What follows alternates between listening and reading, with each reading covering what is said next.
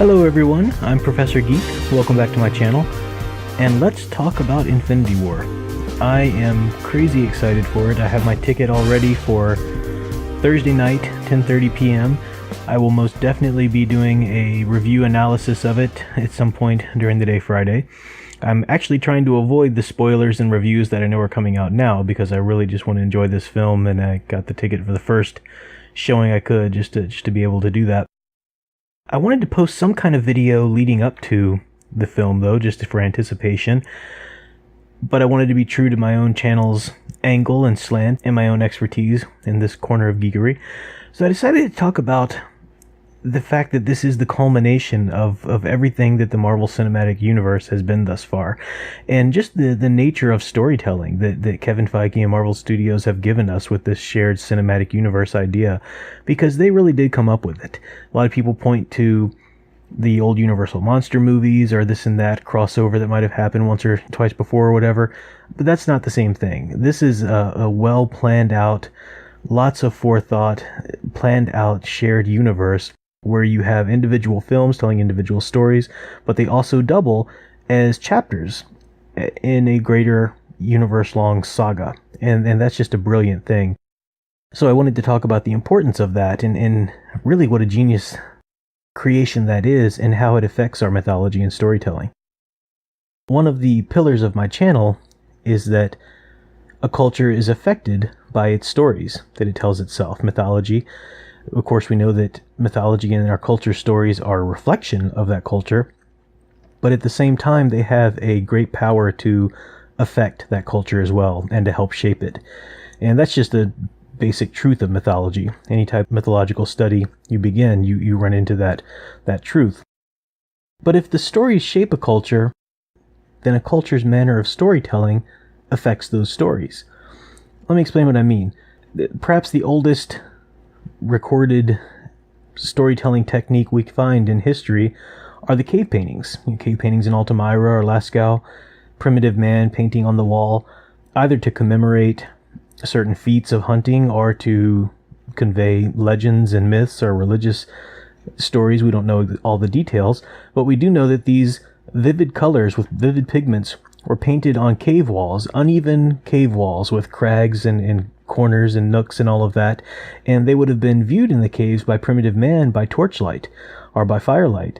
And you can just imagine, to the primitive man with no concept of film or television or computer screens or anything like that, going into a cave and seeing these vividly covered images and the shadows dancing back and forth on them in the torchlight, that would have looked like a very almost living image, especially if there was any hallucinogenics involved in their initiations and rites and so forth. We don't know all those details, but that was really the first recorded instance of storytelling we have in history. The scenes were often action scenes. You don't find cave paintings of somebody just sitting down thinking, something of that nature. There are a lot of action scenes, really tailor-made stuff for comic book movies years later. We know that for a long time stories were passed down by oral traditions, and to help with that, they were told in verse. This helped people remember the meter and the rhythm to that, helped people remember the stories to pass them down as they were shaped a little bit, but still passed down in some sort of true form. When they came to be written down, you could write a limited amount on a papyrus. When the scrolls were developed, that was a great technique. Then you could write down more, but you had to write them all and read them all in a very linear fashion. You read as you unrolled the scroll. Everything had to stay in order, and it also couldn't be of too much length because scrolls could only be so long before becoming quite unwieldy. So that was a specific experience of the story, and you took in the story in a certain way, and they often stayed in meter and stayed in that type of form to be best conveyed through scrolls. The Codex just blew all of that out of the water. And I'm giving you a pretty hefty history of the materiality of text, as they call it in academic circles, all in one little tiny condensed video. So just go with it. But the Codex is the book as we know it, the bound book that you can turn pages in. And that really blew the nature of storytelling out of the water, because now as a reader, you can go back 5 pages and compare a scene that happened in that chapter or that moment in the story, compare it with the one you're reading now. You can go back and reread. You, in essence, become sort of God outside of time when it comes to this story, being able to dip in whenever you want. You don't have to read it in a linear fashion as you would have had to do on a scroll. That changes the nature of the story. It changes the length of stories. It also gave rise to chapter storytelling, those capabilities. Scholars debate which was the technical first novel. Some people go back as far as Le Morte d'Arthur, but I think that's still in meter. We really shouldn't count that, so you might jump ahead to something like Robinson Crusoe or Mole Flanders. But anyway, the nature and the medium of the story affect what kind of story can be told and how the reader experiences it. When film began, if you look at the original short films that were being experimented with, they were very much like you might imagine the cave paintings being back in the day. Action shots, action kind of sequences, very short. Then you had silent films that could go longer, but you had no dialogue. You had title cards, and you would have the actors really try to overplay certain things to really convey drama or comedy. Once talkies came into being and we had the technology to hear our characters on the screen, well, that allowed for more subtle drama, more subtle comedy.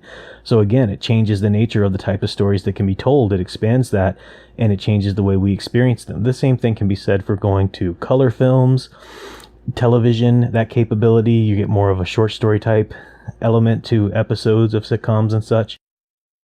The trilogy, when that became very fashionable, you had stories and films written so that you experienced them as in a trilogy manner. I mean, films like The Godfather and Back to the Future, and even Star Wars, they were shaped by the knowledge that they were most likely going to be trilogies, or the looking ahead to possibly make them trilogies in a lot of these cases.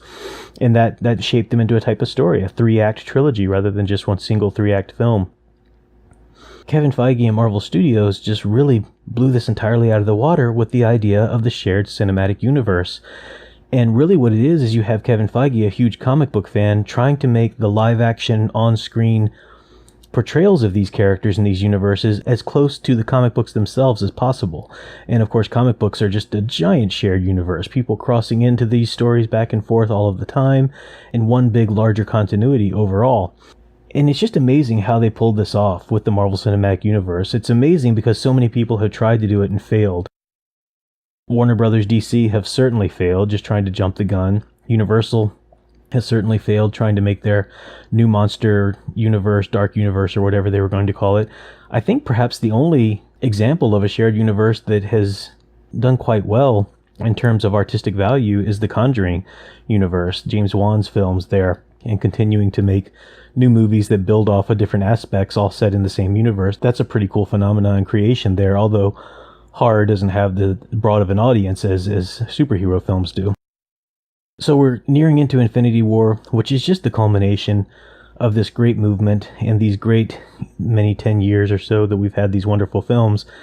And if you had thought about doing a film like Infinity War before all of this, people would have laughed in your face, because it's unheard of that you could have this many characters in a single film and give everybody their due time and have a cohesive character arc and cohesive themes and all of that.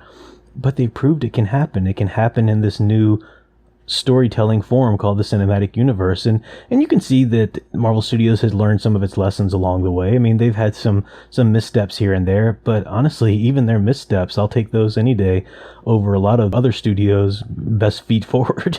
So I really just respect what Kevin Feige's done with the Marvel Cinematic Universe. I respect how closely and how truly he's aligned it to the comic books that he himself was a fan of, and I'm so excited to see Infinity War. So I hope that for you, if you see Infinity War, that you think about or give a little bit of thought to this whole idea of the Marvel Cinematic Universe. People are treating it as though it's just a fad, it's just the next little fashion or whatever. But again, step back and think about how much the parameters and the medium of a story affects what types of stories can be told, which in turn affects how those stories affect society. And that's a big deal. One aspect it changes in the film versions is that it allows us access to that pedagogical function of our heroes. If you watched my previous Happy Birthday Superman video, I talked about Superman and how in the comics he's fulfilled this pedagogical function for us of an epic hero in mythology, which is to show us how to respond to each stage in life and how to approach the challenges and the struggles that they entail. And because we have a shared cinematic universe, we can follow these characters now from their very beginnings and follow larger character arcs now and really see them go through so much more in character progression. It enhances the pedagogical function of characters on film. That's a great thing. It also helps us conceive of more longevity in the terms of the worlds that they inhabit. What are the consequences? Certain things that happen in this film will have greater consequences now that resonate over the next films, where it's not just cut off at a 2-hour mark and then we just sort of have our imagination or we don't think about it anymore. So it sets up a facsimile, which is what fiction should do psychologically for us. And that's what good mythology does. It sets up these little modeled worlds where we can play out the different struggles or the things that might occur in our world or that we might choose to do and so forth. We can live vicariously through these characters, and we can see certain struggles and certain pressures and tensions play out in certain ways. And it serves as a safe place to try out all these ideas, to learn from them, and then try to hopefully make more informed decisions in real life. And the idea of a shared cinematic universe plays into that so well. It really allows us to do that so much more thoroughly. So that's another great effect of that. And there's a lot of implications that we can draw on that, but it's late and I don't want to make this video a 30-minute lecture, so I'm not going to go into all of that. But it's something that bears thinking about, and bears thinking about instances where it's done well, such as the MCU. So I'd love to hear your thoughts on that, or any brilliant light bulbs that might be going off on your head in hearing that. And I definitely want to hear what everyone thinks of Infinity War. Like I said, I will be posting a review analysis of that. I hope I'm emotionally prepared for whatever's going to happen. Like I said, I'm avoiding spoilers. Stay tuned for that. Stay tuned for some big news too. I am looking into opening up a Patreon for the channel, and I'm trying to get together some content that would be worth viewers paying $1 a month for, something that would entice them into that. So if you have any ideas, I'd love to hear that as well. And until next time, keep enjoying and digging deeper into the superhero stories you love. Thanks for watching.